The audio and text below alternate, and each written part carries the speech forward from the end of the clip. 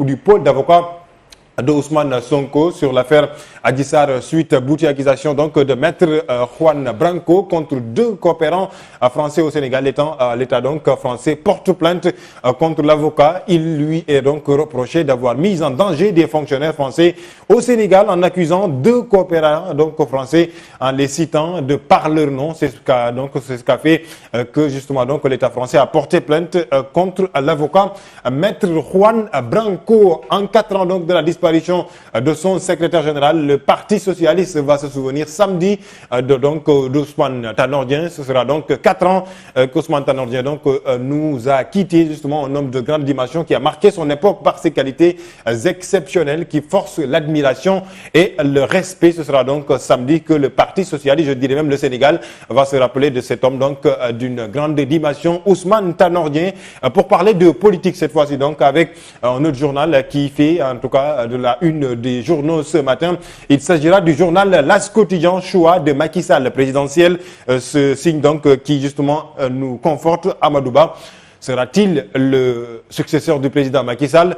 Point d'interrogation. Mais en tout cas, il faut le dire, il y a beaucoup d'idées qui parlent de Amadou Ba. Sera-t-il le candidat ou bien le successeur du président Macky Sall? On verra ce qui va se passer les jours à venir, il faut le dire, pour donc savoir qui sera le successeur du président Macky Sall au sein du parti donc de l'Alliance pour la République ou bien de la coalition Benno Bokk Yakaar. Retour sur le fait, le sujet phare donc de l'actualité. Il s'agit cette fois-ci de l'immigration clandestine. Déjà, on a parlé hier, Birahim Touré, je le disais.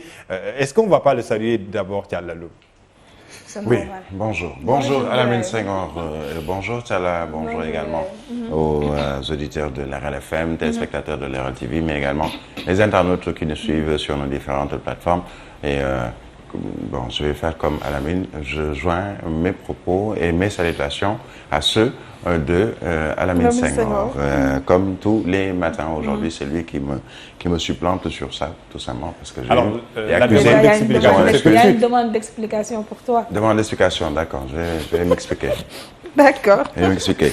Birahim Touré, le sujet phare aujourd'hui, on en parlait déjà hier, il s'agit de l'immigration clandestine qui continue de faire débat au Sénégal. Hier, une embarcation a été donc en tout cas secourue au niveau justement donc des larges du côte de Saint-Louis, une situation qui de plus en plus devient de plus en plus compliquée. Oui, compliquée, mais surtout ça me permet de revenir sur mes propos d'hier concernant le communiqué du ministère des Affaires étrangères et des Sénégalais de l'extérieur. Quand il y a une situation qui se présente, quelquefois il faut patienter, attendre de voir plus clair, attendre d'avoir les informations peut-être nécessaires avant de pouvoir faire ce genre de sortie.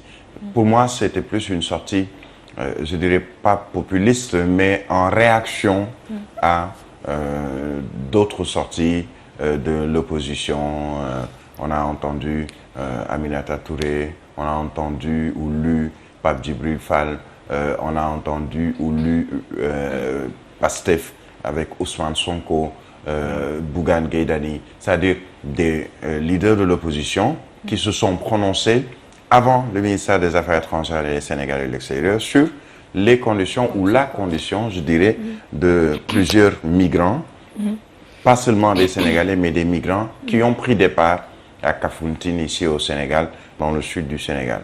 Alors, aujourd'hui, ce qui se passe, c'est qu'il y a une association qui a donné l'information il y a déjà quelques jours et qui persiste et insiste pour dire attention, monsieur ou plutôt madame le ministre des Affaires étrangères et des Sénégalais de l'extérieur, vous du gouvernement du Sénégal, ça ne sert absolument à rien de vous focaliser sur nous, ce qu'on dit, ou sur notre personne, en parlant des réseaux sociaux, en parlant de quelques informations que vous dites erronées.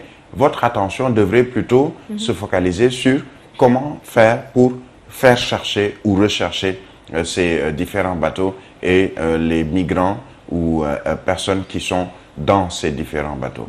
On parle de 3 bateaux. Alors, qu'est-ce qui s'est passé hier, par exemple? On nous annonce un bateau qui a quitté le sud du Sénégal, probablement Kafountine, qui s'est perdu en chemin et qui a perdu son moteur en chemin et qui finalement a échoué au large de Saint-Louis avec, on parle de 6 morts 50 portés disparus et 4 personnes, je pense, les chiffres sont repris par certains quotidiens, qui ont été secourus. Ça veut dire qu'il y a au moins, sur les 300 personnes ou 300 migrants dont parle cette association italienne ou espagnole, au moins on est sûr d'une chose, qu'il y a un bateau qui a quitté le sud du Sénégal et qui a peut-être perdu son moteur au large de Saint-Louis, mais la destination, elle était la même, à savoir rejoindre l'Eldorado, rejoindre l'Europe en passant peut-être par le Maroc ou l'Espagne ou les îles Canaries.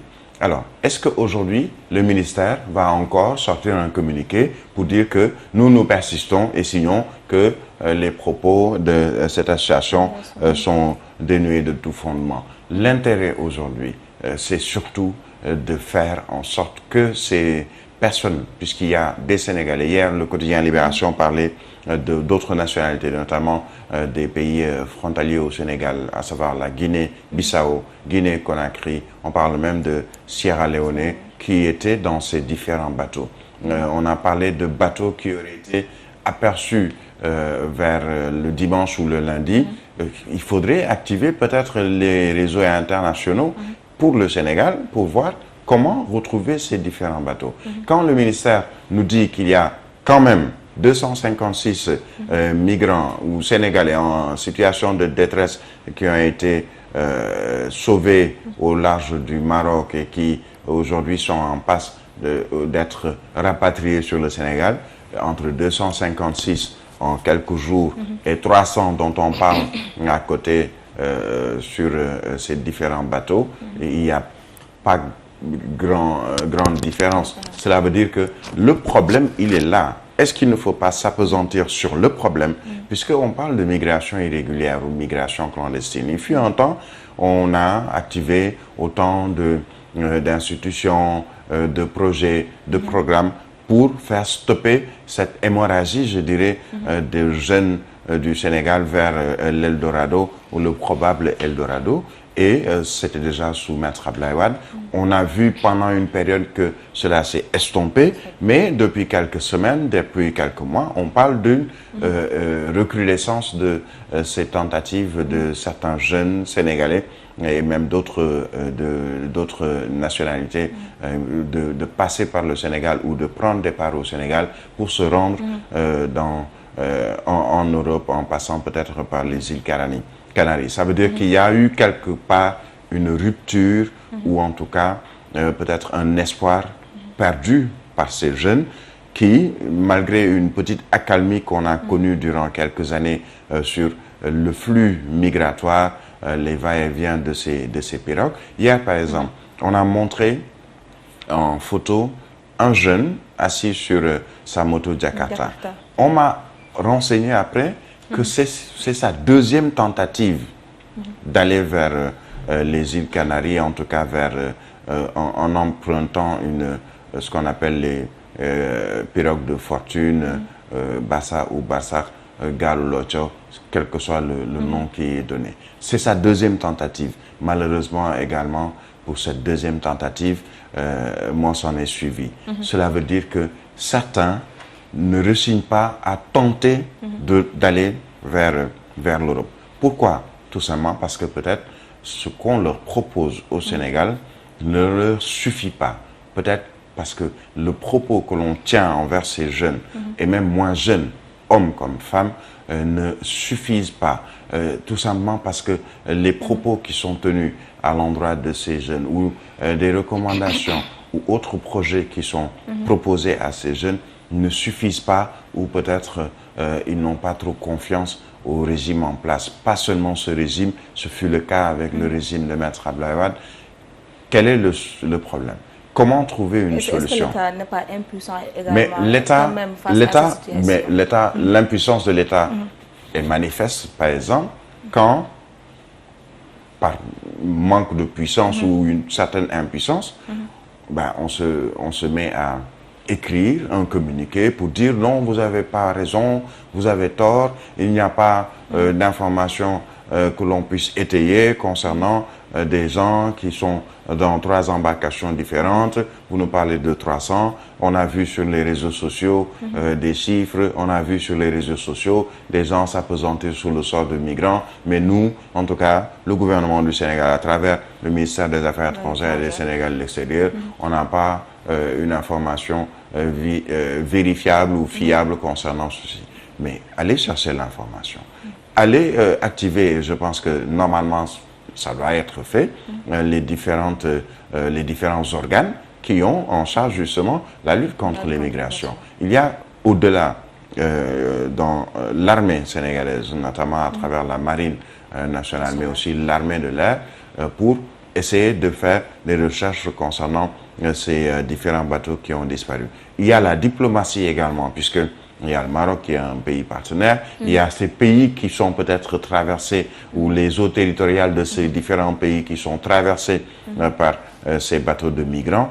C'est également une manière ou un levier à pousser pour tenter au moins de trouver les différents bateaux ou la bonne information au moins concernant ces différents bateaux. Mais le plus important, c'est, moi je ne peux pas concevoir. Hier, le président de Horizon Sans Frontières le disait, qu'on mette autant de milliards de francs CFA dans la lutte contre l'immigration irrégulière ou l'immigration clandestine, et qu'il y a toujours des points de départ, quelquefois connus ou pas, au Sénégal, de pirogues, avec dans ces embarcations des candidats à l'immigration irrégulière ou l'immigration clandestine.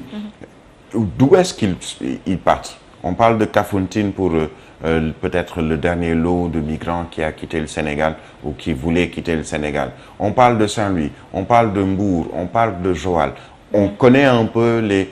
Il fut un temps, c'était vers Kayar. Il fut un temps, c'était également vers Yarakh. Donc, qu'est-ce qui empêche le gouvernement du Sénégal de prendre à bras le corps? Je pense que c'est ce qui est fait, ou en tout cas, il tente de le faire. Cette situation, et surtout ce phénomène, qui est revenu.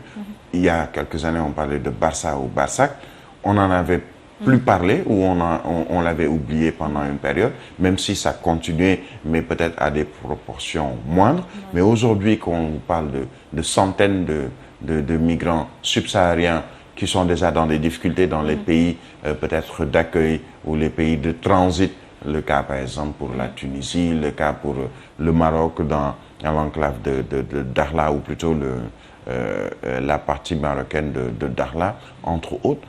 Pour moi, il faut plus s'appesantir sur ces problèmes, s'appesantir sur comment trouver des solutions pour freiner, amoindrir au moins cette migration irrégulière, mais pas s'essayer dans des communiqués et autres tentatives de répondre à certains qui annoncent d'autres faits.